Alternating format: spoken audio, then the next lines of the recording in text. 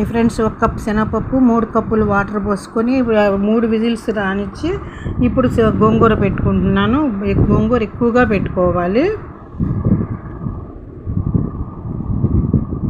ఇప్పుడు 2 ఆనియన్స్, 4 పచ్చిమిర్చి తరుగు, 2 స్పూన్లు సాంబార్ కారం, 2 స్పూన్లు చిన్నులపాయ కారం, వెల్లుల్లి కారం, పసుపు 1 అర స్పూను, చింతపండు 1 చిన్న నిమ్మకాయ అంతా,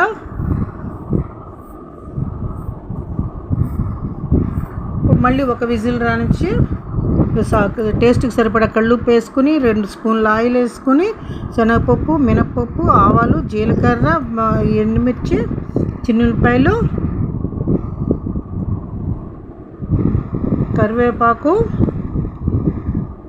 రెడీ అండి. లైక్ చేయండి, షేర్ చేయండి, సబ్స్క్రైబ్ చేయండి, కామెంట్ పెట్టండి.